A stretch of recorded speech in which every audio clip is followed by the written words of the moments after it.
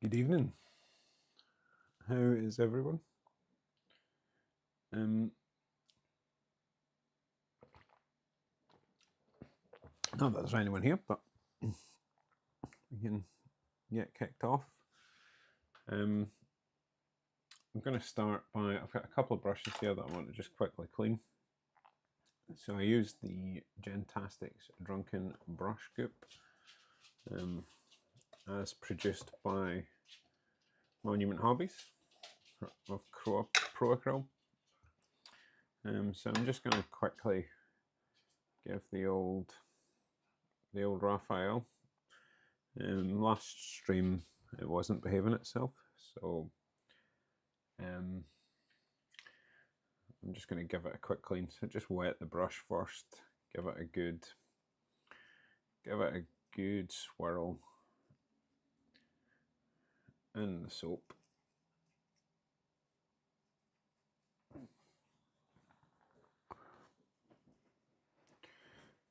And then I'm just gonna, on the side of my hand, I'm just gonna work in that soap into the bristles until I'm happy.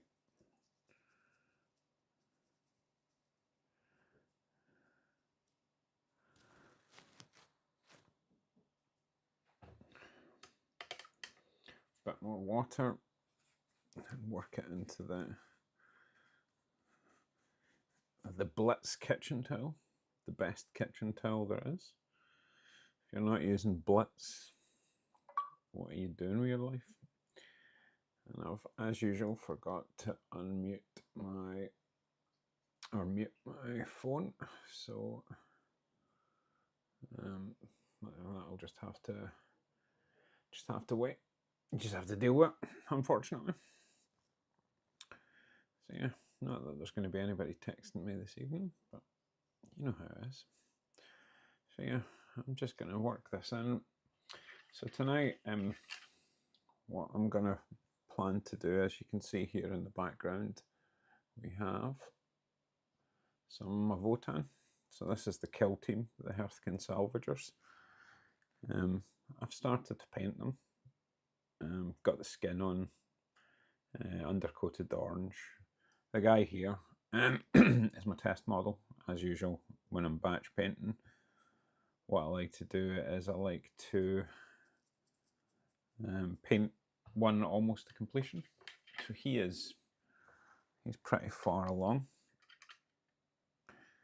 Right, so that brush is gonna pretty clean. And then I'm just going to quickly do this dry brush as well, and then we can get started. So right here on at the front, we have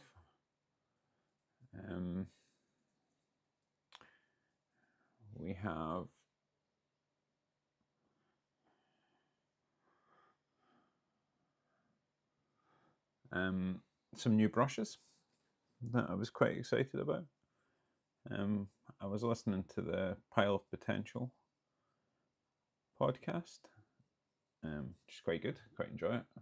So I think the 4th episode just came out. I've not listened to the 4th episode as yet, but they were talking about what's their favourite brushes, and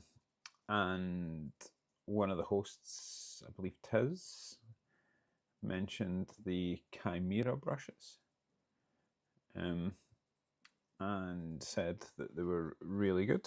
They're an unusual shape. So I've got one round and one which they call an arrow shape. So once I finish cleaning this brush, that'll do. We don't have to be super clean. Right, so if we zoom back out, they came in really nice packaging. I'm quite pleased with the kind of look. So these are the brushes. They're quite fancy packaging, really nice and safe. You'll see that we've got 2 sizes here. So we've got an arrow an arrow with a 0, so that's a 0 size, and then we've got a round 1. So we'll live unboxing. Ooh, fancy. So this is really quite nice packaging. Probably the best packaged brushes that I've ever had, other than the Pro Acryl. Not Pro Acryl, the Artist's Opus. So yeah, so we've got 2. So we have this nice Kimera 1. Ooh. Luxury sable made in Italy. And this is a round brush. So, so this is just your standard kind of watercolor type brush that most of the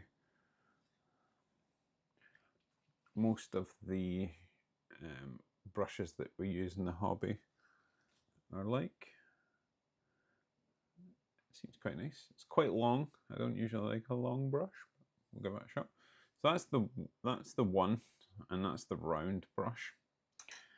But more interestingly, we've got this other brush, which is the 0, and you see this one's got the triangle on it. So this is an arrow-shaped brush. So you can see that on this side it's flatter, but on this side it's thinner. So it's not like your classic round brush. So it means that we should be able to. It should hold a lot of water. So yeah, so we've got the option of coming down and in, or on the side and round. So it should give us like a large amount of control. And also a lot of coverage. So I'm just messing about with it on my hand, just kind of seeing what it looks like. So let me get some paint out. So we're going to be using a lot of this color, one of my favorites from AK, which is the Tenebris Grey. So let's give it a shake and open it up and get some on the palette here. Tenebris Grey is like a grey purple, really cool shadow color. I like it. I like it quite a bit. So just going to load my brush up. So yeah, so like I was talking about, we should be able to do it that way. So on the flat, we should be able to get quite a good coverage with it. But also, if we turn it sideways, we should be able to.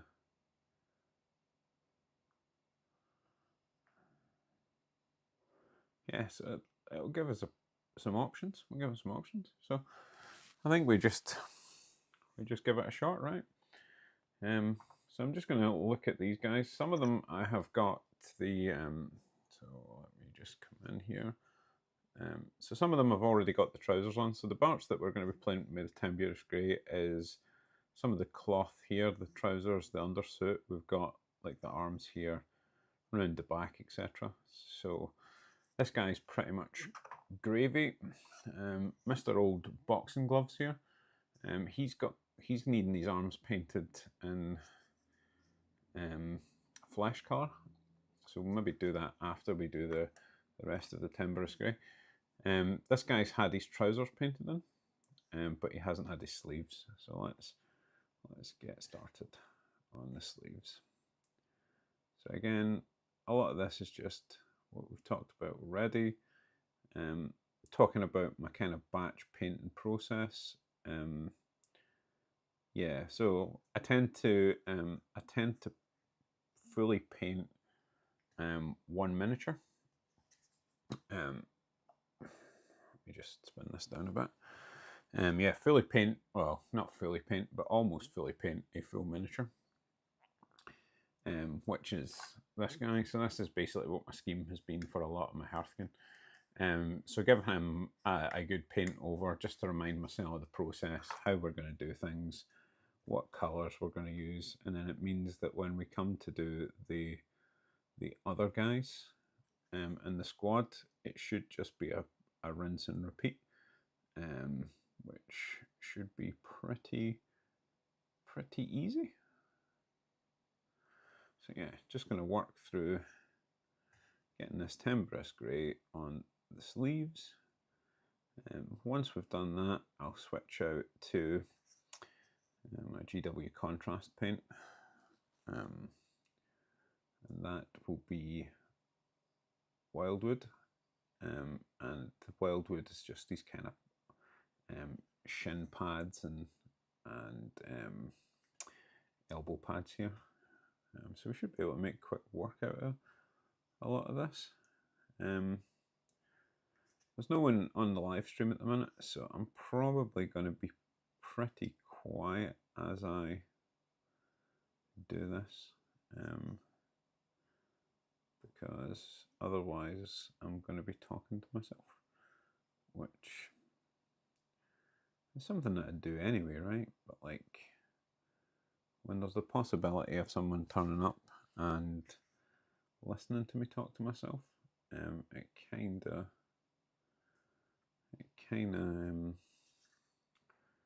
seems a bit more mad, right? Yeah, so I've painted quite a few of the Votann guys. Most recently painted some of the new stuff, so the Steeljacks. Painted 2 units of them, and quite enjoyed them. Painted some Hearthkyn, painted another Sagittar. So I've got like a 2,000 point army, but like as usual, I've not played much with them at all. Because I don't really like 40k, if I'm honest. Like, I think that's maybe the biggest factor here, right? Like I kind of don't really enjoy playing the game, even though I like a lot of the miniatures. Not that I like Space Marines, don't judge me, because I hate Space Marines, right? Like, but yeah, like Space Marines are pretty trash. Although I played my second game of Horus Heresy last night at my games club, Crossfire Gaming, and I am very, very much enjoying playing Horus Heresy. I was playing a guy called Sean, who is an absolute gentleman. He is teaching me the way. Yeah, so we've just been ticking along. So Horus Heresy plays at about 3,000 points. So we played a 2,000 point game a couple of weeks back, and this week we had played a 3,000 point game, and it was I don't know who that is. Yeah, I'll just ignore that. I'm getting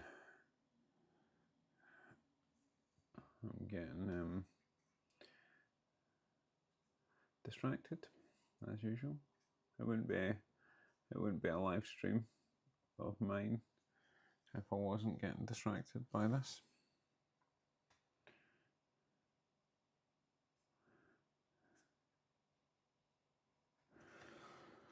Yeah, so yeah, playing a bit of Horus Heresy, Horus Heresy. I've been playing with my Mechanicum army.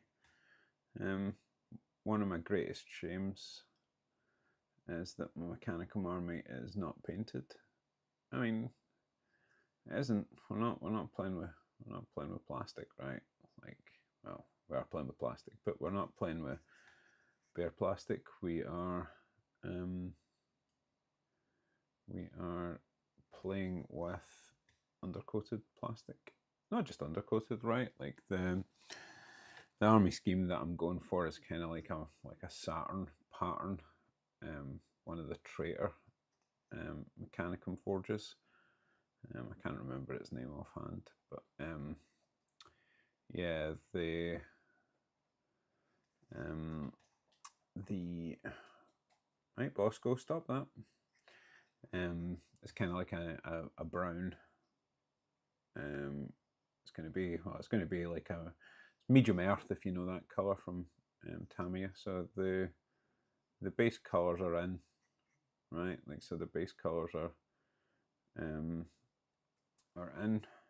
and some of them I've put some metallics on, but not much more than that, which is fine, I guess, as long as we're not using bare plastic. So yeah, I'm just going to keep on keeping on with this. So I've just decided that he's wearing gloves here. Just off the cuff, just making decisions about colours, which is fine. I'm pretty sure I've painted all the other ones with gloves. The idea of like an undersuit that has mittens is probably nightmare inducing for a lot of people. But these dwarfs aren't real, so they've got no say in the matter.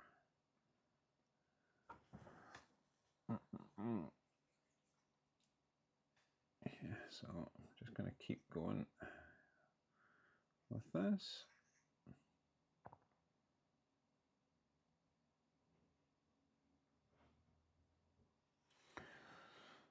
I would say to let me know if I'm off camera, but fortunately there's no one here to let me know, so I'm on my own on this.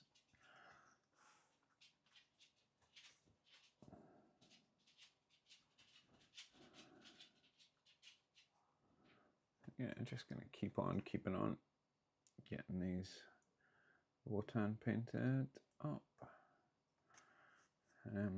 Yeah, I've got more of the new stuff sitting to be painted, but I was wanting to try and get,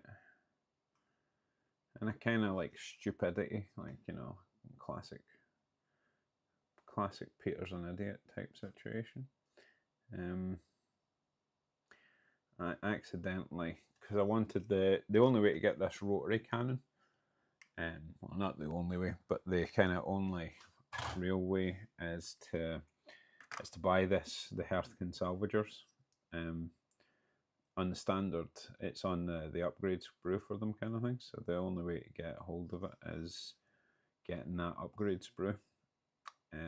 So I wanted another set of these so that I could have 2 rotary cannons. Not for the, you know, like for the game that I don't even play. You might say, Peter, you are nuts, but that's okay. We're all mad in our own ways, right? Yeah. So just so I wanted, and I also wanted to get another set of the Hearthkyn, which is the other kill team. So wanted the 2 rotary cannons and another Hearthkyn. And then what I did was, when I went to order them, I was particularly tired. So what I did was I ended up ordering another 2 sets of the Salvagers, rather than 1 Salvager and 1 Hearthkyn. So I now have 3 sets of these guys. I'm probably going to build one just as like the standard, because you get the standard Hearthkyn sprues in it. So I'm probably going to just build them as like standard Hearthkyn, and then the second one I'll do as another set of Salvagers, and then that gives me some options, I guess. I guess that's the idea, but we'll see how we go. I don't know when I'll get there. I've got another Hecaton Land Fortress that I'd like to build and paint, but really there's no real rush, right? Because I'm not playing any 40k, so yeah. I've got these Moonstone miniatures staring at me, which I really fancy. I had a demo game of it at a convention called Claymore here in Scotland. Because yeah, we have to name all our conventions here in Scotland after implements of war that were used in Scotland, right? So yeah, I played a demo game of it, and I really enjoyed it. I enjoyed it so much that I went out and bought the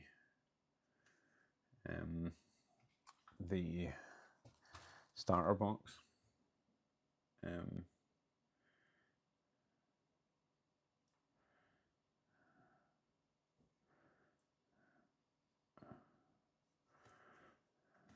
So I need to really get on to painting them. I also got the Kickstarter for the Epic Warpath, which is like the semantic sci-fi game that has just been released. It was kickstarted, so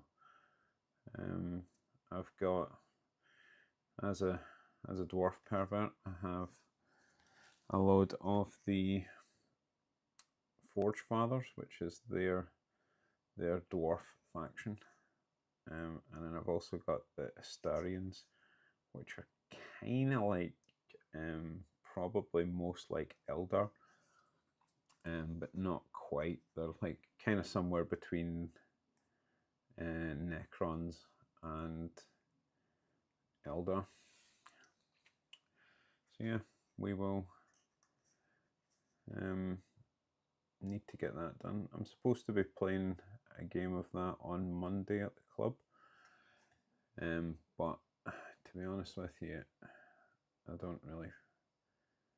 don't really fancy going to the club on Monday. I'm just not feeling particularly great.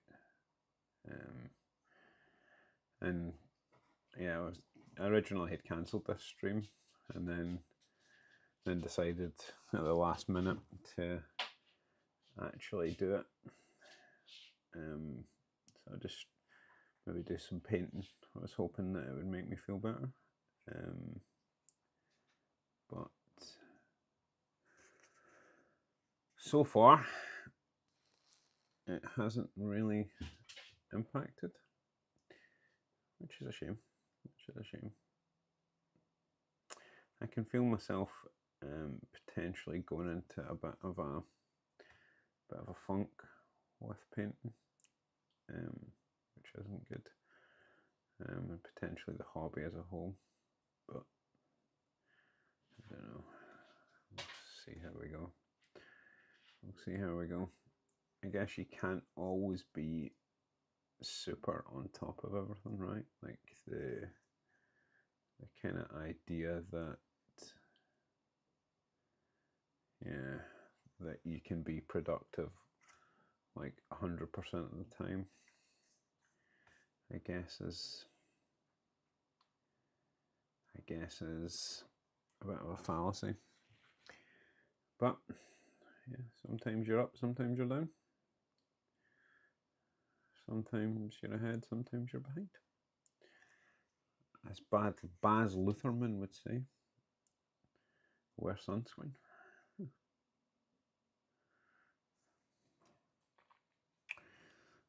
At least one good thing's coming up this evening is that I really like this Kimera brush. I really think it's working pretty well for this kind.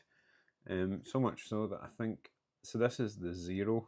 So we've got the round Kimera 1 here, and this is the 0 Kimera arrow shape.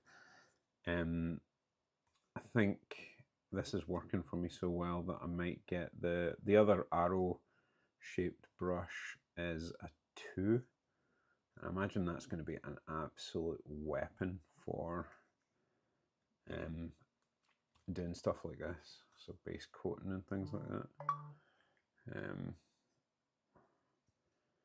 Yeah, so yeah. So yeah, like the kind of outside of his helmet here is going to be this kind of same timbrous black, but the actual visor is going to be like a brass color. So as usual, it's that kind of like painting inside to out. So I'm just gonna smash it full of paint because I can go back and sort it with the brass. Yeah, so I'll maybe just wash this brush a bit.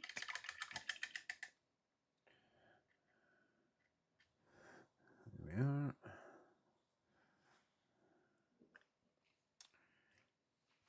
And just resharpen it, and then we'll continue on.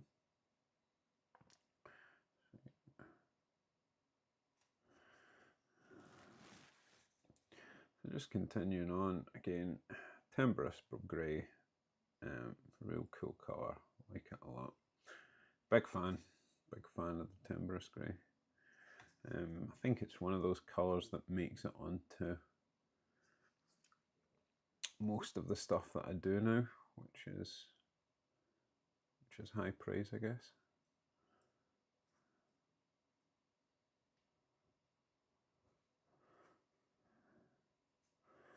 So yeah, just gonna paint in. I've kind of painted some of this as skin, but maybe give this guy half gloves, eh? Why not? Why not? I am the master of the canvas, as Bob Ross would say. Nice. So this guy has a fancy jump pack. I think to break up the colours on it a bit, like these vent parts here, I'm probably going to do in the timbrous grey. So yeah, we'll start off on the old trouser leggies here. I mean, seems like if you're going to use a jump pack, maybe taking a hatchet would maybe be dangerous, you know. You know, like jumping around out of control with a hatchet. I don't know how much control these guys have of the jump packs. I imagine a fair bit of control, right? Like, but it's a bit of a worry, right? A bit of a worry. It's not like you know, you're told not to run with scissors, but does anybody tell you not to jump pack with hatchets?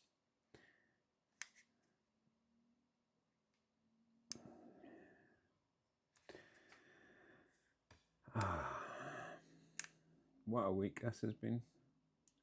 What a week. Yeah, so just going to keep on. I think just using this arrowhead brush, it means that I can. It's quite cool because when I'm like we were talking about at the beginning, like so when I'm needing to come on focus, you silly camera. Yeah, like so when I'm filling in, I've got quite a good bit of filling, but I can also switch out and do pretty fine work with it, which is quite good. I'm having to think about that at the minute, so as I'm kind of getting used to it, but I'm pretty sure that's gonna become a bit more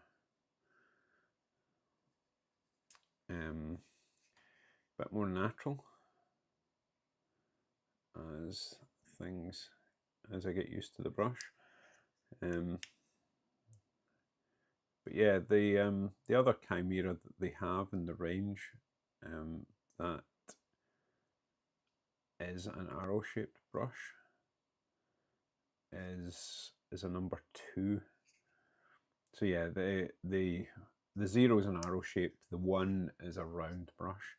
which we'll have a shot at in a minute and see if it's any good.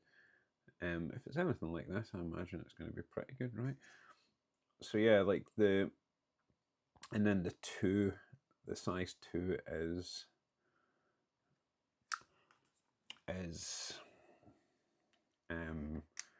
the other arrow-shaped brush. So yeah, the only problem is that they're quite expensive, right? Like, you know, like Peter. Let's have a classic Peter McCord talks about how expensive things are. The brushes are like 15 quid each.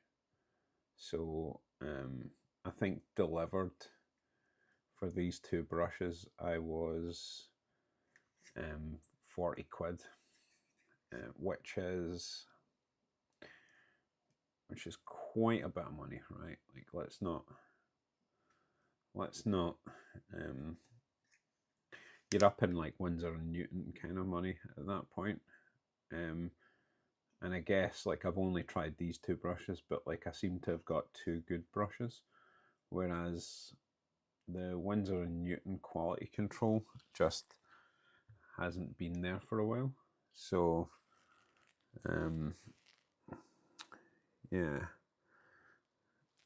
I don't know if it's any better these days, but it was for a while there pretty terrible. So you were getting maybe 1 in 3 Winsor and Newtons were actually good. So yeah, that's one of the reasons I kind of moved away from them. I moved away from Winsor and Newton like about 3 or 4 years ago now. They were like, they're usually the one that, well, they were at the time, you know, if someone was recommending a good brush, like here is a good brush that you should be using for your miniature painting to keep nice. They would recommend the Winsor and Newton. But yeah, like I don't know. I think Rogue Hobbies did like a poll and a video on brush recommendations. It seems like the one that everybody is recommending at the minute is the Tesseract brushes, which do seem, I've got the Workhorse here. It's a good brush. It's fairly priced as well, I think, is the upshot.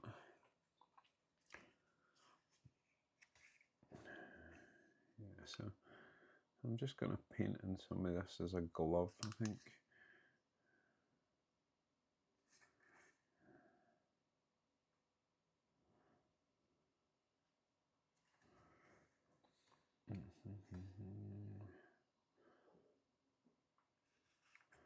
And there was me saying 20 minutes ago that this would probably be me being a pretty quiet stream of just getting through stuff, and there was me talking non-stop as usual. Loves the sound of his own voice, this guy. So much so that he's chatting to himself on the internet. I hit a bit of a milestone the other day of 300 followers on Instagram. I felt like potentially with that number of followers, potentially maybe more than 0 people would show up for my live streams, but it seems like the kind of transfer between Instagram and YouTube just isn't there. How's it going, man? You've just interrupted me talking to myself. How is life? G'day. Best Australian to you.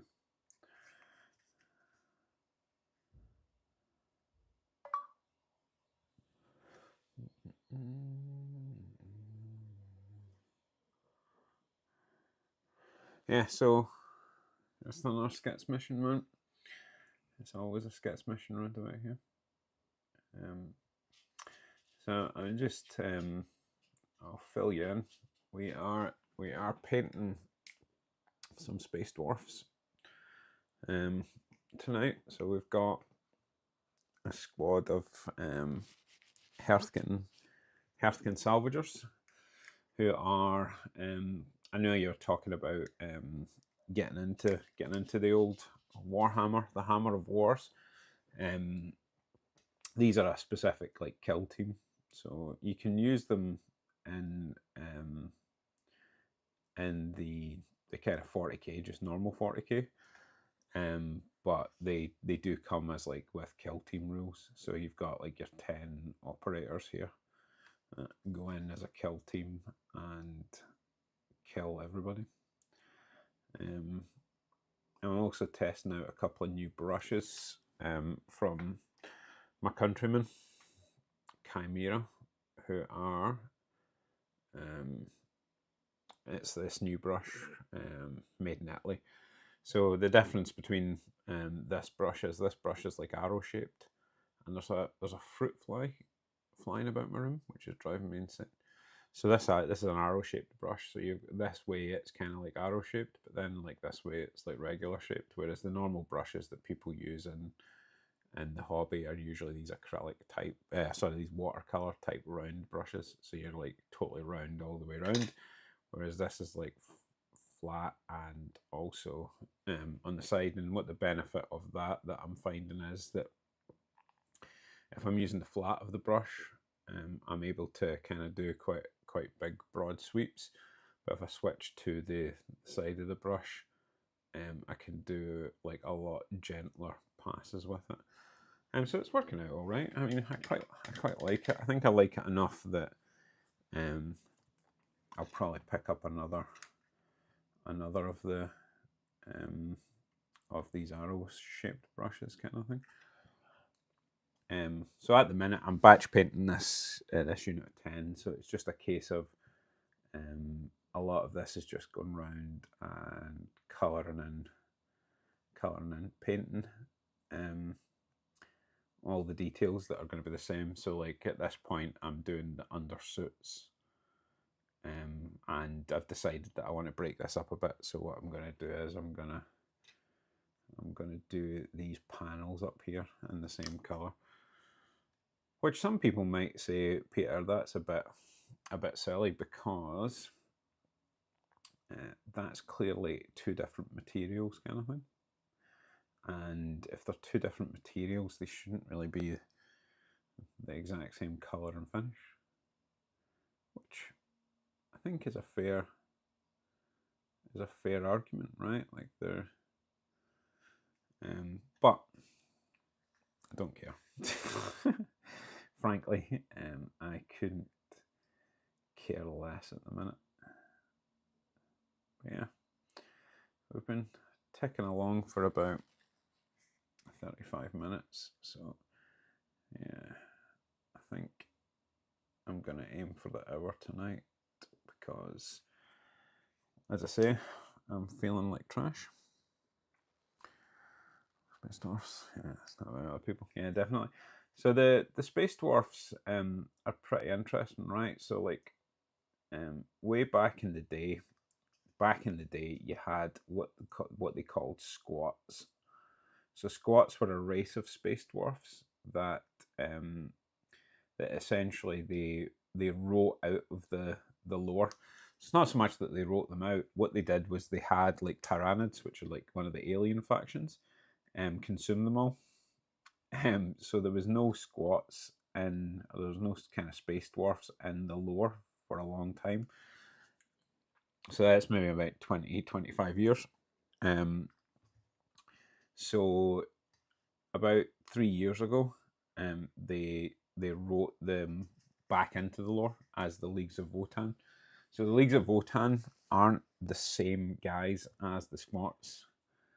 There's some kind of suggestions that they might be, but like they've not outwardly come and said it, right? So in the lore of 40k, the whole thing is that they have outlawed AI. So AI isn't. Tell me if this is going to be something that you think that mankind might do. AI isn't allowed, right? So there was like a big kind of war of, and there was like robots with AI that kind of fucked everybody up. And like you'd say to me, well, what about Necrons, Peter? Well, Necrons aren't robots, right? Which is another bit of the confusing part of this. Like, Necrons are like aliens that transferred their consciousness into robots. But I'm getting off track, right? So, but the Leagues of Votann are basically they have like AI. So they have like artificial intelligence, and a lot of them are actually clones as well. So they kind of are kicking about doing their thing. And the specific ones, the ones who made the deal with the god things, right? Yeah, so they kind of brought all the gods back, and like they have shards like of their gods, so like small pieces of their gods that they then put into bodies, and like you've got the shard of Satan and stuff like that. So they're really cool. There's like an Egyptian vibe to them, that is pretty cool. So yeah, this guy's got his muscles out. So I'm gonna paint in his muscles. Yeah, so Necrons are really cool. So I know that you're kind of trying to work out a faction to pick, like potentially. So I'm going to switch over to this tan flesh. I've not used this before. Yeah, so the Necrons would actually be quite a good shout. One of the good things about Necrons is nothing's easy to paint, right? There's no faction that's like super easy to paint. But they are less complicated than a lot of factions to paint. Because you're essentially painting like Terminators, right? Like there's like a T1000, a T800 kind of thing. Like they're all metals kind of thing. So what you could do is you can get like a metal spray paint. So like something like a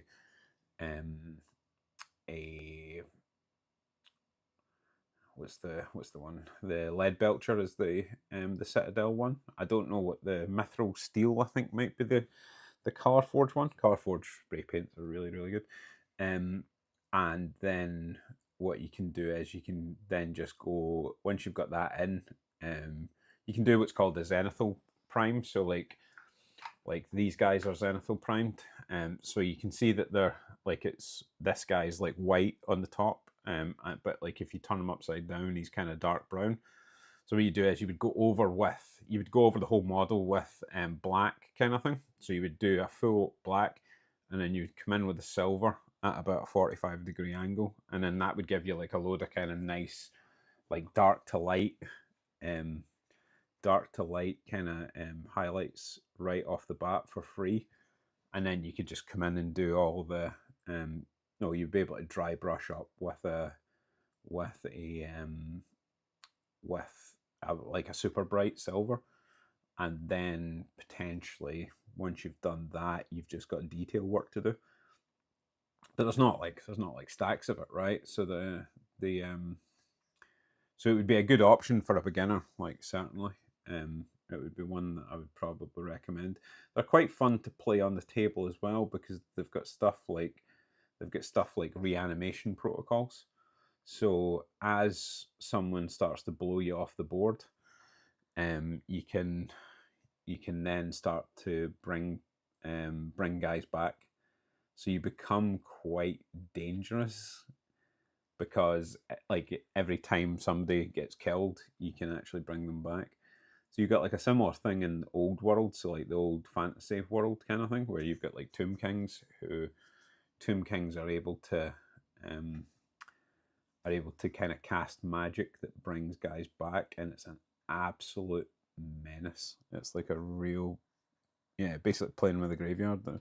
Yeah, exactly that. So basically, as you kind of like as people blow up your Necrons, you just bring them back, right? Like just like you've just got like this like shambling horde, and they've got like really cool weapons like Gauss blasters and like and like stuff like that. They've got like really nice units that are kind of like almost like spider robots, that I really like as well. I put some on my Instagram. I painted some a while ago. I've bought some more, but I've not really got to them.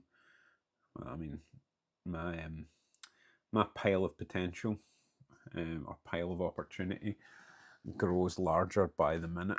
But let me just grab like a Necron to show you what like the big guys look like.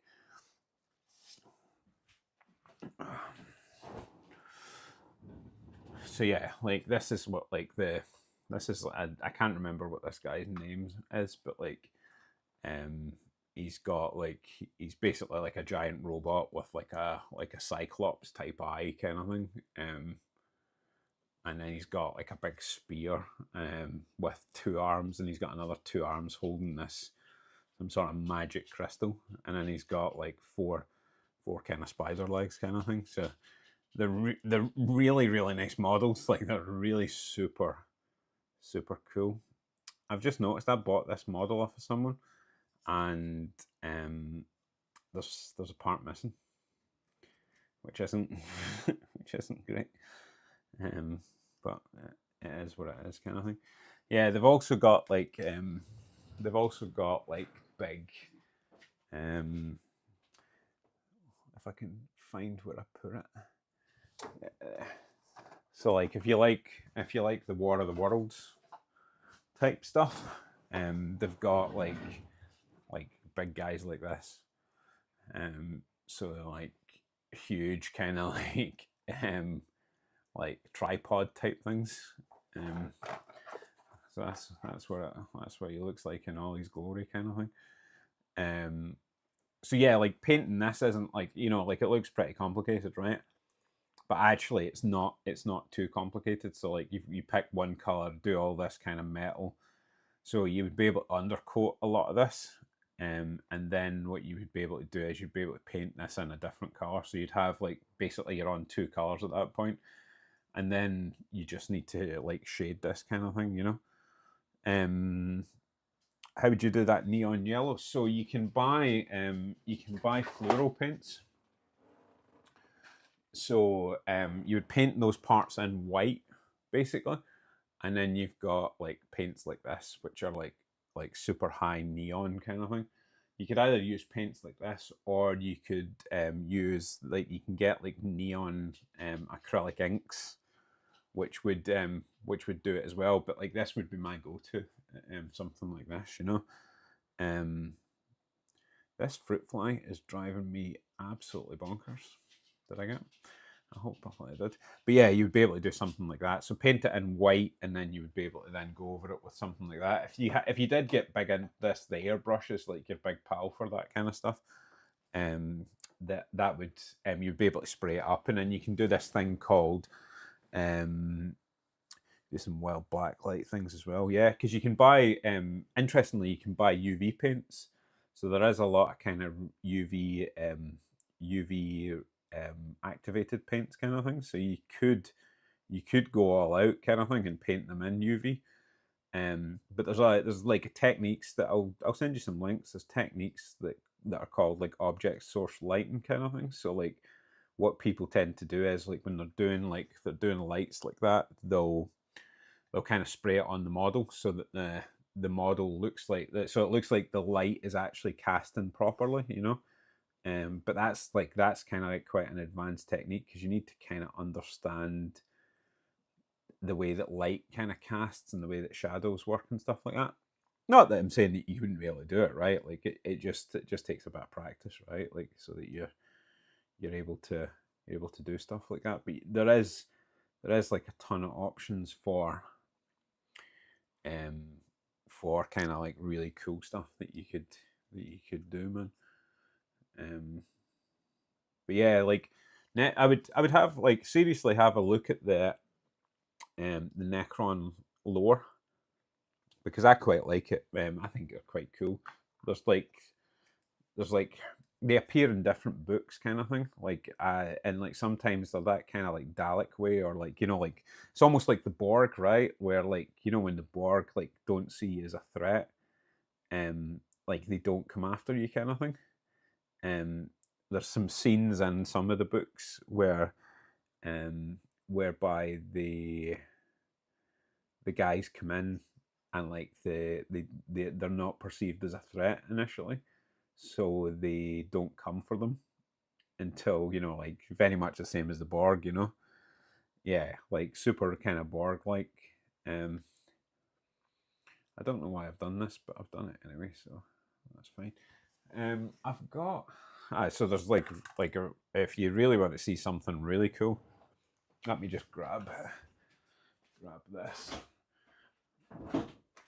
Sorry, I'm just grabbing stuff to show you. So there's this, you know, like we're talking about the gods, the shards. This is what they look like. So that's the model there. So you've got like a shard. That's a Satan shard of the Void Dragon. So that is quite a big miniature kind of thing. It's not something that you'd probably want to tackle as your first miniature. But then you've got like kind of cool heroes like this guy, like that guy, and then you've got like infantry. This is kind of like infantry with like spears kind of thing. And then you've got like the praetors, which are also got spears. But then like these guys at the bottom here are your standard Necron warriors. So those are like your base guys, right? I think they've got flares and gauss blasters are the two different types of guns that they've got, kind of thing. But yeah, those would be like what you would probably aim to start off with, you know, and then you would move up to kind of like the different infantry and different bits and pieces, like and then end up at one of the kind of void dragons kind of thing. But yeah, they're super cool, man. They're super cool. I like them. And they've got some cool rules and stuff like that. So like, and there's enough lore there, and there's enough like. I think one of the things that when you're getting into it, right, like, it's why a lot of people go to Space Marines, right? Because Space Marines have got like a load of options in their range. You know, they've got like, you know, like they've got like bikes and different kinds of guys and like Terminators and like different sizes of different armors and different bits and pieces kind of thing. So you've got a lot of interest. Whereas like when the Votann, like these guys first were released, they had quite a limited range. So there was only like 3 different unit types, and like there was like a tank and stuff like that. So like building like a large army, you've got a lot of repeat. Like you've got a lot of kind of repeat action on it, which it's kind of boring, right? Like, you know, if you're having to build like the same unit 4 times, like you're gonna get slightly bored with it. And don't get me wrong, like if you're playing in tournaments, a lot of kind of tournament lists are like, yeah, 3 of this, 3 of this, 3 of this, because it's the kind of most optimum list kind of thing. But like, you know, from a hobby perspective and like from like a kind of casual gamer type perspective, you're kind of it becomes a bit boring, right? Whereas when the armies with the bigger ranges, you've got like tons and tons of options, right? Where you're probably not going to get bored. You're not going to find something you're going to find something in the range that you want to mess with, you know. So the Necrons are definitely on that kind of size of things, you know, like that they are quite a broad range, you know, so you're not going to get easily bored with them. But yeah, certainly they're quite good. I've also started, because I'm a lunatic, I've got the kind of, you know, like the Emperor of Man. He's got like his own personal bodyguard, which are called the Custodes. So I started building these guys who are the Custodes. So the Custodes are like kind of like super, like, so you've got like Space Marines. These are kind of like almost like the super Space Marines. These are the guys who protect the Emperor of Mankind, like his personal bodyguards kind of thing. So they are like super powerful. So you're if you're looking for like an army that is maybe like elite and like slightly less models, then Custodes are an option as well, because they are a much smaller, like I say, a much smaller like faction kind of thing, But like I think you'd get a lot out of Necrons, man. Like I think Necrons would be quite a cool faction.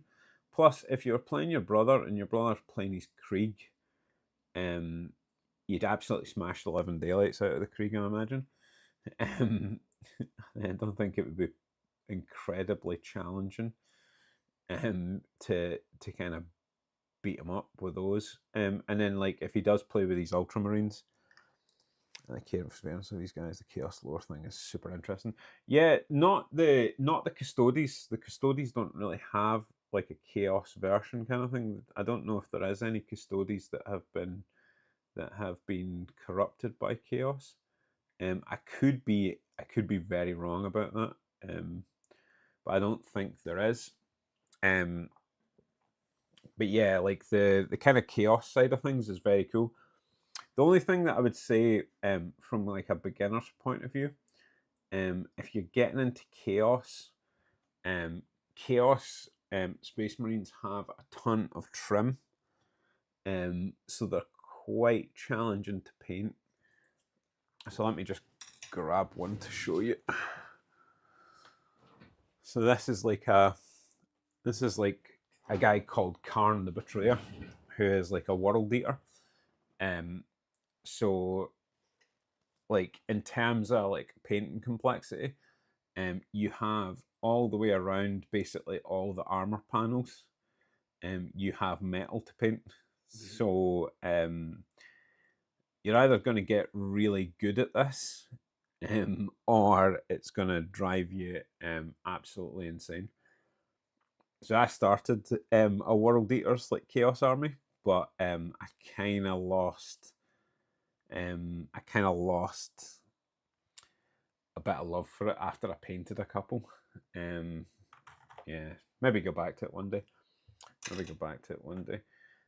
But yeah, otherwise the Chaos stuff is really cool, because you can then bring in stuff like demons and things like that into your lists, and like you've got access to a load of different factions. You would have to decide. Super intimidating for me. Yeah, like the Necrons are like, I mean, don't get me wrong, like the Necrons will grow with you. I think like you'll be able to like come up with a paint scheme that's very doable kind of thing as like a brand new person, and then as you kind of advance, you'll be able to like pick up different shit, like and become a better painter with them, Whereas something like the Chaos, it's going to be quite challenging.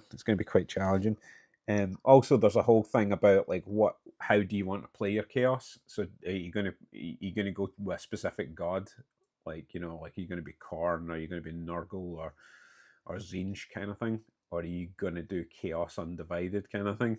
Like, so there's a lot of kind of back and forward with it. Like there's a lot of kind of mechanics that are involved in it from a gameplay point of view, which, don't get me wrong, there's going to be stuff like that when you come to doing your Necrons or whatever, but like at least if you pick Necrons, you've got like maybe 3 or 4 options. But if you say to yourself, "Oh, I'm going to do Chaos Space Marines," you've got like about 3 million options kind of thing. So just something to consider. Especially if you're going to do it from a painting point of view, that's one thing. But if you're going to actually play the game, 40k is pretty complicated. So like picking an army that is like big brain armies and like small brain armies kind of thing. So like picking a big brain army when you don't really understand what's going on might be like a challenge, I guess like the like in I don't know if there's the same kind of like most of the Magic the Gathering factions, like the colors are pretty similar, right? But like if you're going for something like a blue deck that requires a lot of kind of magic use rather than like a monster heavy red deck or something like that, like it starts to get that kind of like similar range of complexity, not that I'm saying you couldn't do it, right? But like I think like if you want to come into it as from fun from day one,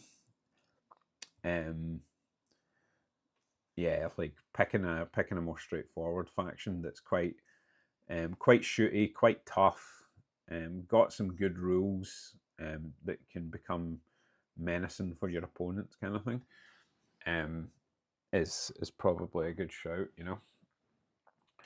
Right, so I've gone through all of these guys and I've painted in the Timbrous Grey, which was the AK paint that we started with, which is this one.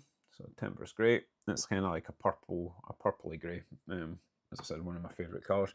And then what I've done is I've come in with this tan flesh. So originally I was only going to paint it on Mr. Big, Mr. Punchy Ears. Yeah, like arms, but I've actually gone through and done them all. I was about to say the only Magic way of winning I know is landfall, so I would imagine the game you have to figure out a strategy and build from there. Yeah, like exactly. And I think like you can really snooker yourself by picking an army that's really complicated that requires like one of the things that the Leagues of Votann guys have got, like their new rules are all about these things called yield points. So every time you do certain things, you gain more points that you can use to buff your army in a certain way. So when you're on 0 yield points to 6 yield points, when an enemy is on an objective, you gain +1 to hit them. So you're kind of like when you're on 0 to 6, you're kind of like shooting guys off of objectives. But then when you get to 7 yield points, you can that actually changes. So what happens then is you get points for shooting off of objectives. So like ideally, like when you're on 0 to 6, you're attacking objectives, but then once you get to 7, you're defending objectives. So you've got like a whole kind of like change in style kind of thing, like between the two. So like picking something that's a bit more kind of straightforward as your first bite of the apple is potentially a good idea, kind of thing. So I'm just going to switch over to this contrast paint called Wildwood, which I'm going to use for like shoes and pads and stuff like that. So yeah, we'll just kind of go up to a different brush size. But yeah, it sounds like you're pretty excited about the whole kind of lore and stuff like that, which is definitely the way to go. Like a lot of this is really cool for me. Like before anything else, you gotta decide. And I guess like one of the things, take my word with a pinch of salt, because I don't play an awful lot of 40k. I read a lot about it and I listen to a lot about it, but I don't actually have the hours on the clock like your brother has. I imagine that he would be able to guide you a bit better on it, kind of thing, on what would be a more straightforward.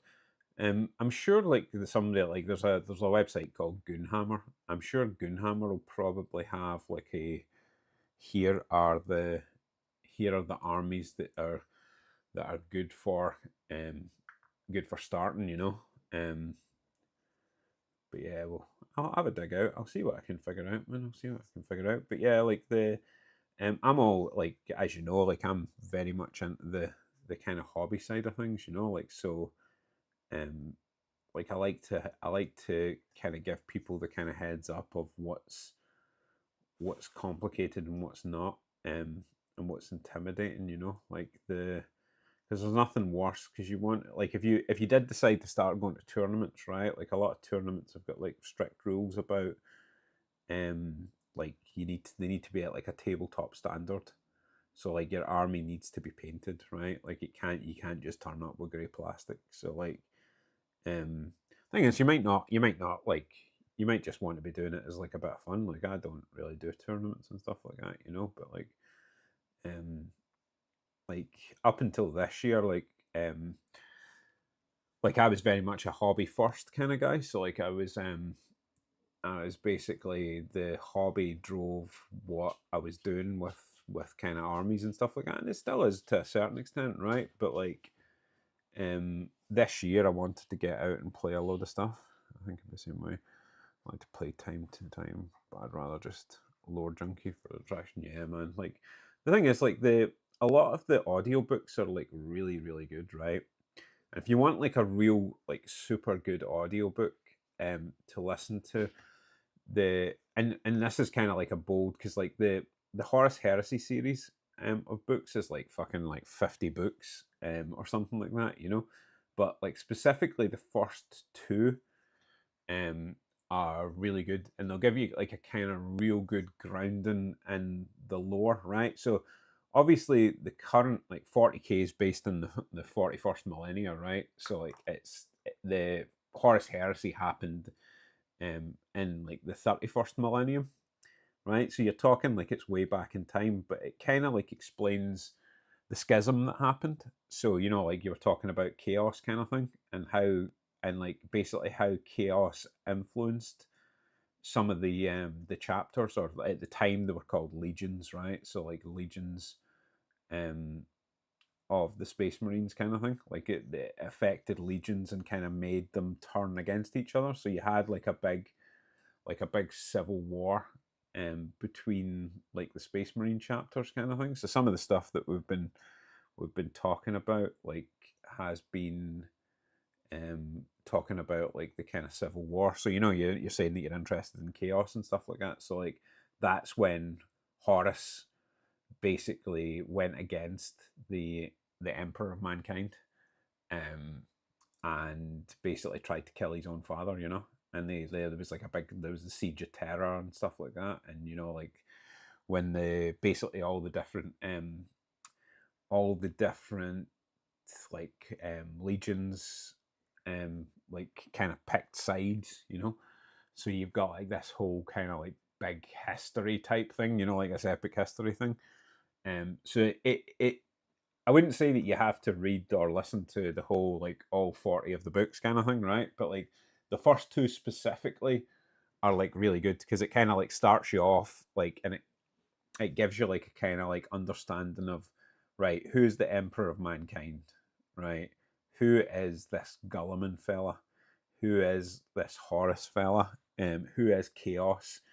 You know, like all this kind of stuff, and it gives you like all the big players. And then you've got stuff like the Burning of Prospero, which is like when like the Emperor of Mankind basically outlawed magic, so like said that like people couldn't do magic, and it was like heretical kind of thing. So you've got like the Thousand Sons, which were like a like magic leaning Space Marine chapter. So they're all kind of like Egyptian themed kind of thing. And they were still doing magic, and like then the Space Wolves were sent in to absolutely destroy them, kind of thing, like and try to kill them all. So it gives you like a load of good stuff, a load of kind of good kind of setup of the who's who of like the 40k world kind of thing, you know. There's also some good books, like the Eisenhorn stuff is really good. So you've got like, you know, like you've got like these kind of guys that are called inquisitors, who are basically looking for heretics. Reminds me of when Romania tried to tax magic. Yeah, pretty much, man, pretty much.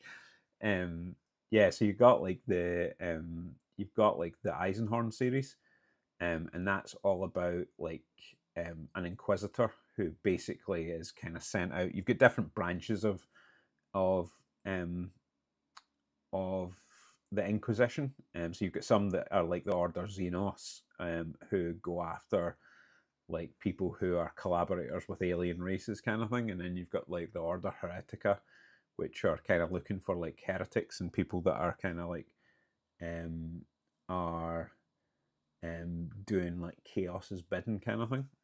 So Eisenhorn's one of those books. So it kind of follows the exploits of this Inquisitor Eisenhorn, and he's got like this retinue of people who are like, you know, like bounty hunters basically, and it kind of like takes you through like some of the stuff that he gets up to. And then like one of his second in command, this guy called Inquisitor Ravener, gets like, there's something happens to him, no spoilers, right? But like then there's like a second book series that follows Ravener and his kind of folk, which is really good, really fun. I'm forgetting to paint these guys. I'm talking too much and I'm forgetting to paint these guys' shoes. But I'll just go back and quickly put them in. So yeah, like those are quite good. And then you've got like a series called Gaunt's Ghosts. So are you familiar with like, you know, commissars and like the Soviet army kind of thing, where like they basically, if you started to flee or run away, they were guys there like that were gonna shoot you, right? Like they were gonna keep order kind of thing. They were kind of like licensed to kill. So in like the Astra Militarum, the Imperial Guard, they have commissars as well. So there's this book series called Gaunt's Ghosts that kind of follows this commissar who's also like got a military rank. So he's both a commissar and like a military general kind of thing, and he's got his own regiment of guys kind of thing, like his own I can't remember the right word for it, the own battalion that are called Gaunt's Ghosts. So it's about their kind of exploits and like what they get up to kind of thing. So that's really good as well. Like I really enjoyed that series. And like I mean, arguably, right, like, and I'm sure there's a lot of people that would tell me that I'm wrong, the stuff about Space Marines is probably the least interesting fiction. So once you actually start to kind of like once you start to kind of read about the world and what's happening kind of thing, like there's so much more interesting stuff happening outside of Space Marines, you know, like just the human interactions kind of thing. There's a really good book that I really like that's about the kind of massive war machines, the Titans, which are kind of like big, massive walking siege engines, right? And like one half of the book kind of takes place on this Titan, and the other half of it takes place like, so basically what's happening is the chaos are like sieging this planet, right? And everybody's fucked off, so they're all kind of like the kind of usual standing army are away doing other stuff. So they've called up the kind of reserves, and basically what that half of that book is about is like the reserves trying to like actually just survive, and the other half of it is about these kind of massive walking siege engines that are destroying the world kind of thing, you know, like, and like blowing each other up and stuff like that. And I think they've got all these like I'm totally off camera here, I do apologize. But yeah, like they've got like all these faux Latin names, like the kind of siege engines, like these kind of big walking Titans. So like one of them the one that I kind of come back to a lot is called Tantamount Stridex, which for whatever reason, like I think is like a super cool name for anything, you know. But you've got stuff like Canis Rex and like, you know, like all these kind of other like weird full Latin type names. But yeah, it's definitely a lot of fiction. Like, just let me know. Like, I can Tantamount Stridex is a I don't know why like I like it so much, you know. But yeah, if you're interested in any of these books, like they're all on Audible, right? And you can you can obviously obtain them from other other suppliers, right? I'm not sponsored by Audible. Excuse me, I'm gonna sneeze again. Yeah, so you've got like if you're interested in any of these things with a Scottish accent on top, it's way better. Yeah, like I should get into reading audiobooks for Games Workshop. Also, like there's a load of guys that do the audiobook reading. There's a guy called Toby Longworth who does a lot of the reading for a lot of the kind of the high, the kind of like ones that are written by a guy called Dan Abnett. He does a lot of the really good stuff.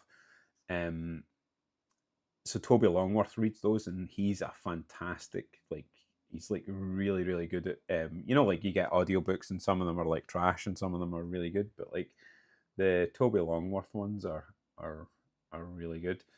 I would super recommend them. There's also another one, like I know you're a Navy man. There's one about there's a really good one about the Imperial Navy, which is like all the kind of bombers and stuff like that, you know, and it's like a kind of like there's a lot of kind of dog fighting that goes on. Like there's this really cool scene when the Drakari, the Dark Eldar, have got like these sleek, like supersonic jets, like fighter jets, and like the Imperial Navy have got all these like old kind of shit, like planes, you know, like Thunderbolts and stuff like that. And like the first time they see these planes coming for them, they're like, it's like almost like that kind of scene where, you know, like if you, I don't know if you ever heard the radio conversation where the first time the RAF finds like or encounters a Messerschmitt jet kind of thing. Like it's kind of like that way where they're absolutely terrified. They're absolutely terrified that there is this thing that they've never encountered before, kind of thing. So that book's really good. It's all about dog fighting and stuff like that. And there's like a whole story of like a, you know, like it's pretty cliched stuff, right? There's the old pilot that comes back and like has to like fly an old jet. It's almost like, you know, like the end of like Top Gear Maverick where he jumps into the Tomcat kind of thing. It's almost like that kind of cliched moment, you know. So yeah, there's a load of choice, and like I don't really recommend a lot of the kind of Space Marine stuff, you know. Like I think Space Marines are pretty boring, but there is a couple that I really like, you know, that like I know you like the idea of chaos. So there's like a series that follows the what you call them, the Night Lords, who are like a Chaos Space Marine chapter, and like the Night Lords are almost like scavengers. Yeah, exactly. Doesn't know the war's over, the Japanese guy. Yeah, there's the Night Lords are almost like scavengers kind of thing. So like it kind of tells the story of like how they kind of followed like the path with of chaos kind of thing, you know, and but what's ended up is they end up like being scavengers. So they've not got enough like serfs and stuff like that to be able to, like, you know, man their kind of thunderbolts, or like man their what's it, like kind of repair their armor. They don't have like artificers that don't that can fix things for them, and like, you know, like that kind of jazz. So definitely that's a those are good books as well, you know. So like I would say like yeah, the Titanicus book is really good. The Aeronautica book's really good. Ravener series is fantastic. Eisenhorn series is really good. Gaunt's Ghost is really good. You've also then got like Caiaphas Cain, who is like a, so, you know, like I was talking about Gaunt's Ghost, he's a commissar. In Caiaphas Cain books, he's a commissar as well, but it's a bit more kind of like comedy relief kind of thing. Like he's kind of narrating the books, and he kind of like he's talking about how he's a coward. So he's like he narrates himself as a coward kind of thing, but like the everybody sees him as like this like hero kind of thing, you know. Dark Imperium's good, man. Paul's here. The best modern 40k book. No, it's good, man. Nice to see you, Paul. Nice to see you. Yeah, so there's a lot of great choice. There's a lot of great choice. I think you're spoiled, kind of thing. Like, just there's a bit of something for everyone. Like, depending on what you want to do. But yeah, guys. So I've mostly been reading the HA series so far, but Cammy's here as well. Nice to see you, Cammy. Yeah, the Night Lords trilogy is really good. I kind of like that whole kind of like, you know, they're like a chaos chapter, but they're kind of reluctant to be a chaos chapter. It almost feels like they've made like a bad decision, and as a result, they're kind of stuck with where they are. You know, stuck with where they are. They're good as well, man. I don't know if you've read any of the Caiaphas Cain stuff. So I'm just going to switch to this Cadmium Red. I don't know if you've read any of the Caiaphas Cain books, but like those were like really, really entertaining. Really entertaining. Like some McCrag. Get your Ultramarines out of here, man. Get your Ultramarines out of here. Bad situations and bad decisions. Also, that's not just that. Doesn't extend. That extends further than 40k. That extends to my whole life. So it does. So I'm going to try this. Like I was talking earlier, I bought these. I bought a couple of new brushes. So this is like a Kimera brush. If I can get the camera to focus on it, probably not. But yeah, like the Kimera brushes come in two different styles. So this is the number 1 Kimera, which is a round brush. So it's your standard kind of watercolor round brush that we've been talking about, or we're all kind of used to using. But they also come in these arrow shapes. So you've got like, essentially you've got like a kind of flat side and then like a thin side here. So if I just load it up, just to kind of demonstrate why this has been quite good. So what I can do is using the flat side, I can basically fill in quite a lot of paint, kind of thing. But if I kind of turn to the side, I've got like pretty good control. This way. It's the Ultramarines. So yeah, I've got like pretty good control there. So I'm really enjoying I used the flat brush to do a lot of work tonight, or the arrow shaped brush. So I'm going to try the round brush just to see if I like that as well.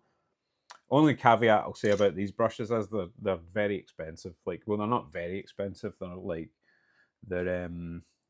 like for these 2 brushes, it was nearly 40 quid. You know, so it's a pretty big buy-in. You know, it's a pretty big buy-in. Like, someone has to be an Ultramarines player, Paul. Like, is the thing.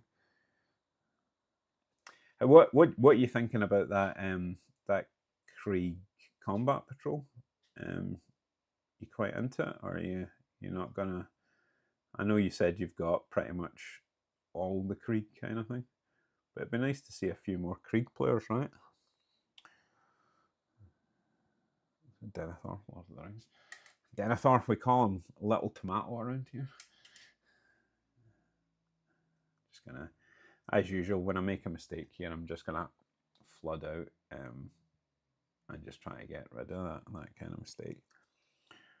But yeah, I'm quite interested. Like, I've been recommended like a couple of different Best Legion, brother.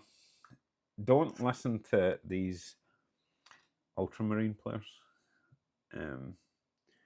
Although Cammy here in the chat is a Dark Angels player, so he will tell you the benefits of Dark Angels. First Legion is Best Legion. See, this is the thing. All you Space Marine meatheads need to get involved with a better army, like you know, Votann, for example. Space Dwarfs, man. Space Dwarfs. Or I've been trying to convince Matt here. Matt isn't a player just now. He's a lore admirer. I've been trying to convince him to go with Necrons. what's everybody's thoughts on Necrons as a first army? I thought they're quite good. So they're quite tanky. They've got some good shooting. Quite easy to paint as well. Quite forgiving for a first time painter. Yeah, a lot of my Votann I paint stripes on. So I tend to just paint like an orange stripe down the middle and then up the arms kind of thing. So I'm just gonna quickly put that in. Krieg remembers what Dark Angel Bastard did to us. We're gonna have a fight breakout in the in the chat tonight.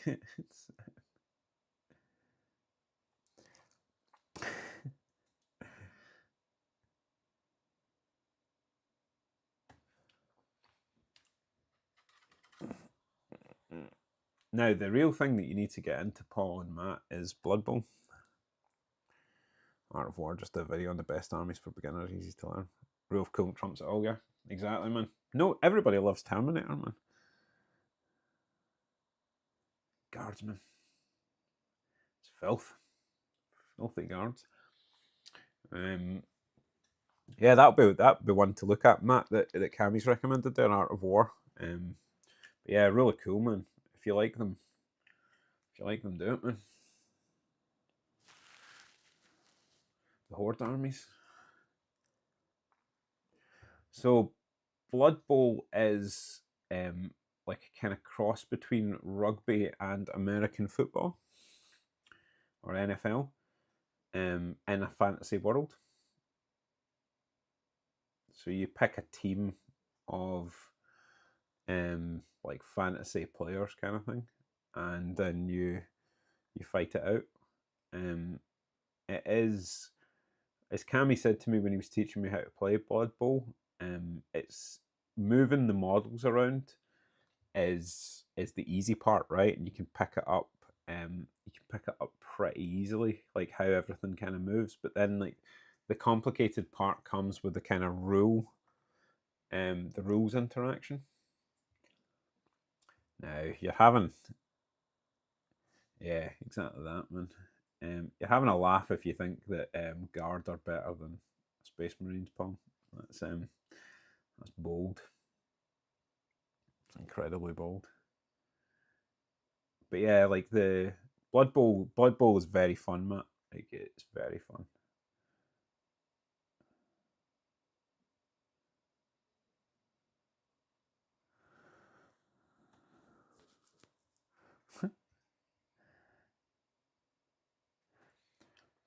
Right, so just gonna paint these strips on.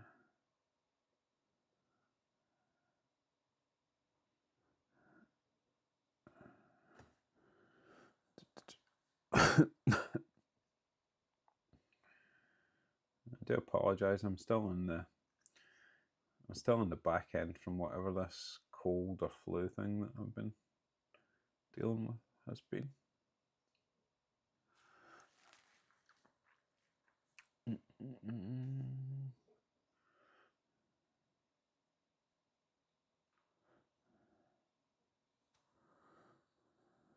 Yeah, you can play Skaven.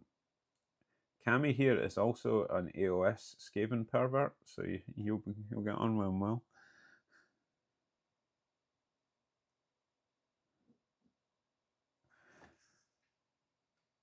Rat people. Have you ever played Blood Bowl, Paul?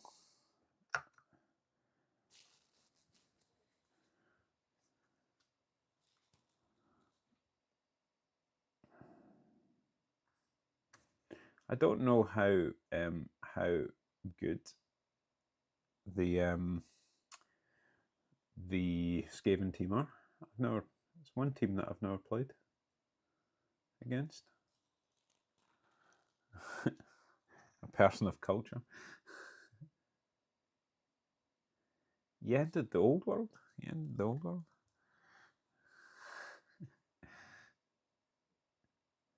The rat tide, the vermin tide. Or as my friend Ben calls it, rat wave. Sounds like some sort of synth pop.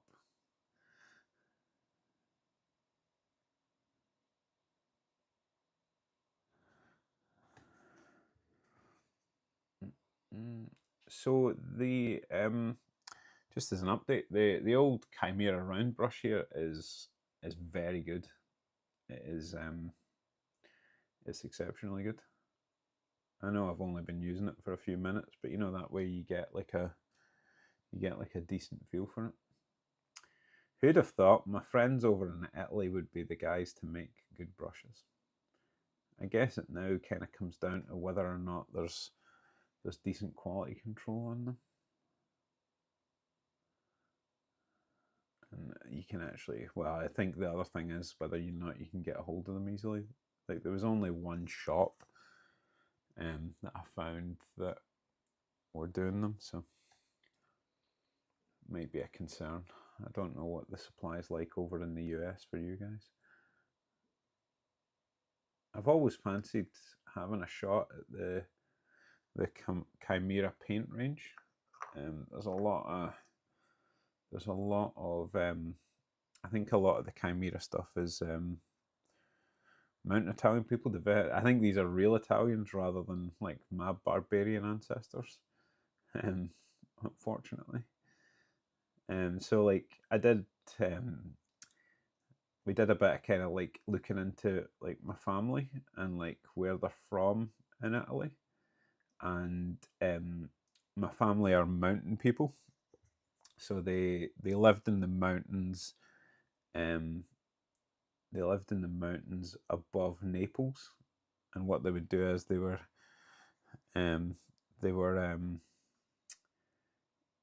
raid Naples. So that was basically what my family did for years. So it kind of turns out that I'm, rather than being from Italian descent, I'm more from like hill folk barbarians.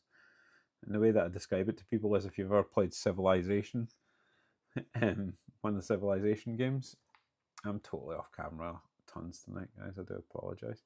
If you ever played the Civilization games, it's basically a barbarian settlement kind of thing. Is basically the closest to where my family was from. My mother did one of those genetic tests kind of thing, like, you know, the ancestry type stuff.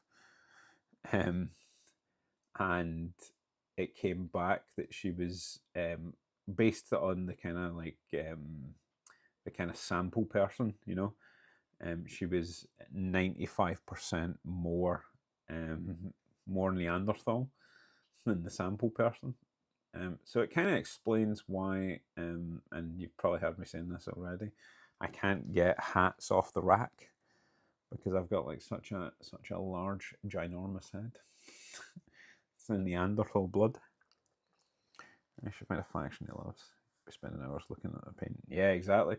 Finding something that you love, like, is kind of Cammy alluded to, like the rule of cool basically kind of trumps everything, right? You gotta love this shit. Like, you're gonna be staring at it for hours at a time. Yeah. Did you go when you're painting your Krieg? You did a classic kind of blue Krieg style, didn't you? Kind of like dark blue grey kind of thing.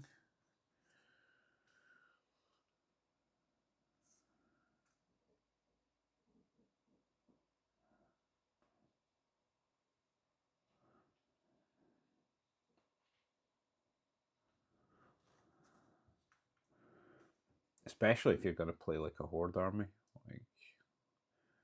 like stuff like when the guys at the club yesterday, there was a ton of people playing nids, and I don't know how people get through those. Erebus is the best. It's a bit of dissent in the chat tonight. A bit of dissent in the chat.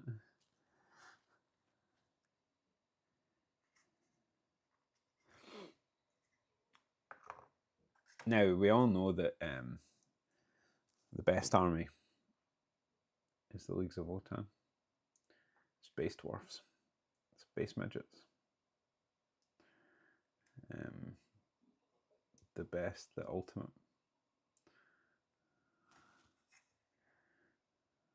Even though they've only got one book and they've got absolutely no lore. Still the best. Still the best. The best is yet to come.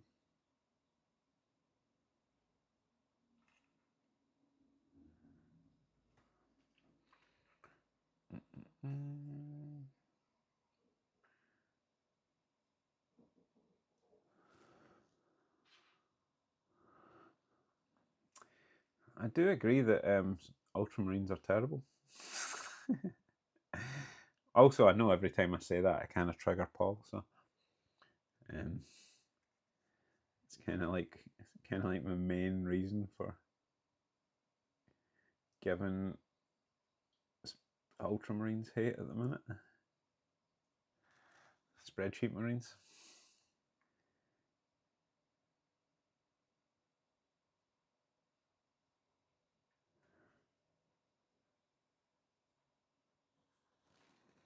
I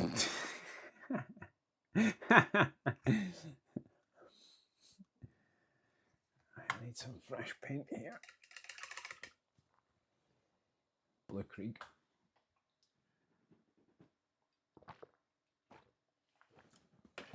Definitely to get you down to see that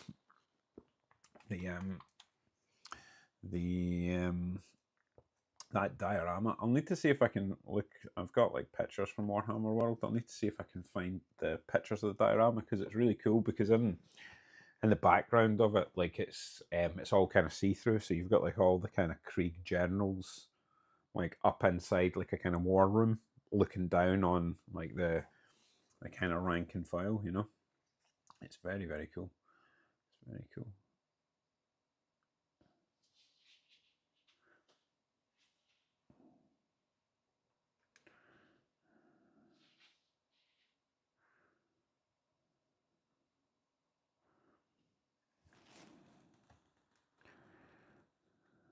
Yeah, more kind of French. It's more kind of World War I trench action for the French.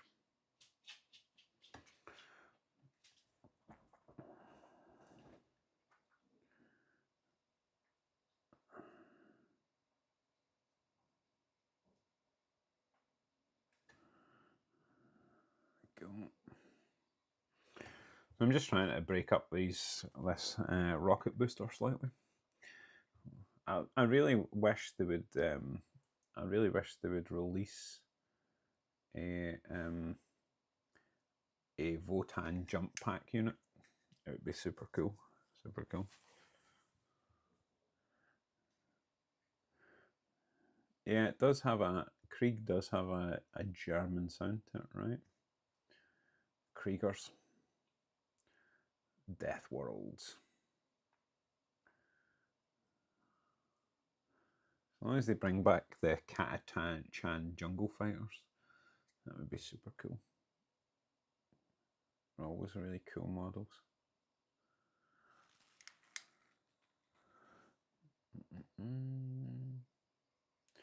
I've just noticed on the back of this guy, I've missed cleaning up a mold line, or not a mold line, but like a sprue kind of part. So I'm just gonna quickly take care of that before I do much more painting.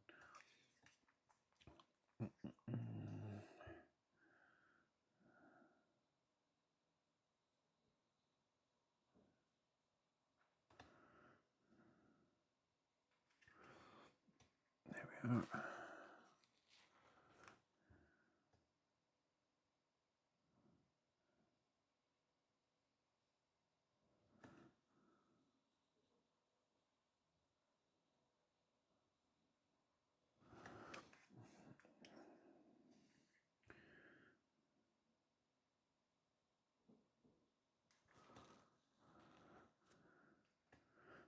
Yeah, I think you'd really like the.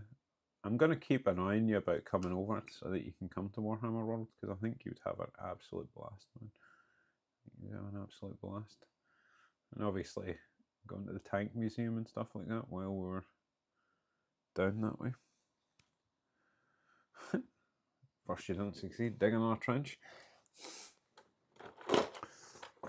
I bought, so talking about tools that I've bought, I bought these, take this paintbrush out of my mouth. I bought these from what do you call it? War Games Atlantic, and they're like snippers that are kind of like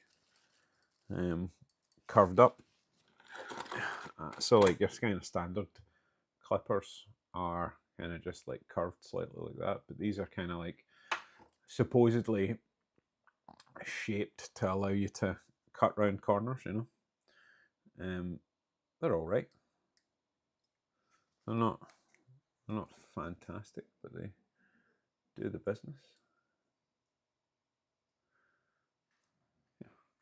Cool. So that was just a nugget of extra plastic that has evaded me. So cool. I'm just gonna paint this in.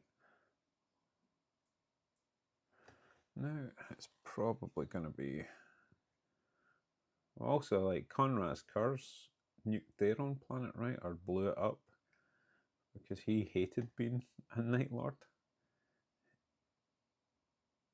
The most emo of all the Primarchs. No one understood Conrad's cards.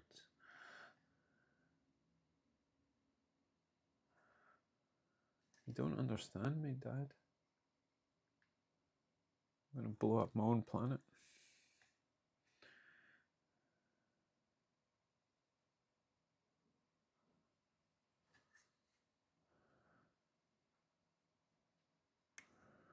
Right, nice.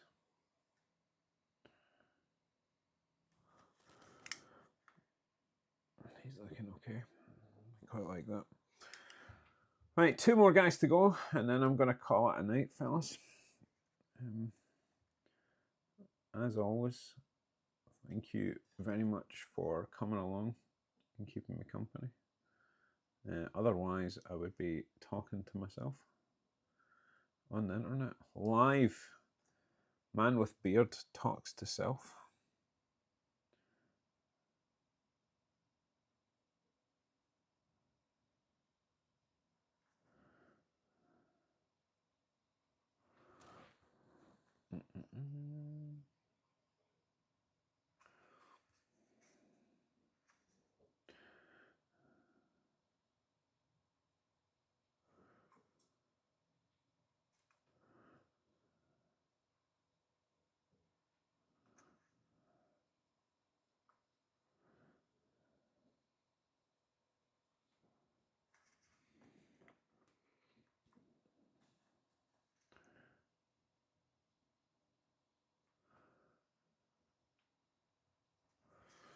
Right, and then last guy.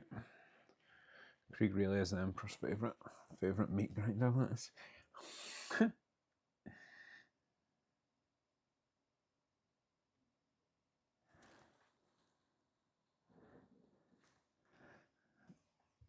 So they're on the same side, Matt, but they're not really. Like the Kriegers probably hate the Space Marines because they were left to die by the Dark Angels. So they've probably got a bit of hatred for them.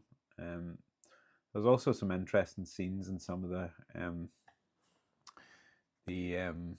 Horus Heresy books and like some of the other fiction, whereby like it kind of explains just how much bigger and stronger Space Marines are to kind of standard humans, kind of thing. You know, like there's like an interesting scene where the Imperial Guard are kind of trying to capture like a castle kind of thing, or like a fort, and they've been sieging it for days.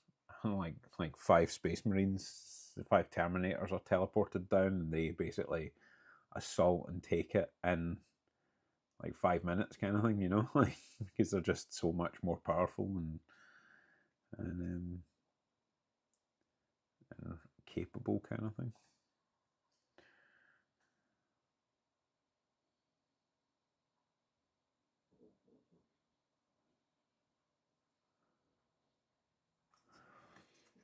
Right, there we go. Right, fellas, well, I'm going to call it a night at that. I've gone 40 minutes longer than I thought I was going to go. I must admit, I wasn't in a good headspace this evening. And I wasn't going to do this. But I'm glad that I did. I'm glad that I did. So we made good progress on the old Votann here. We have got a lot of the colours blocked in. So I guess next time I do them, I'll need to finish off the hair. Yeah, that'll be us. But yeah, I'll catch you guys later on. Take it easy. Hopefully see you around, and hopefully, Matt, you pick up your first Warhammer, the Warhammer, and we'll do our usual. Of the last thing that we do is kind of show the pup. Bosco. There he is. So yeah, there's the man, the legend. He needs to go for a walk. But yeah, I shall see you guys. I'll see you guys soon. Take it easy. And I'll see you next time.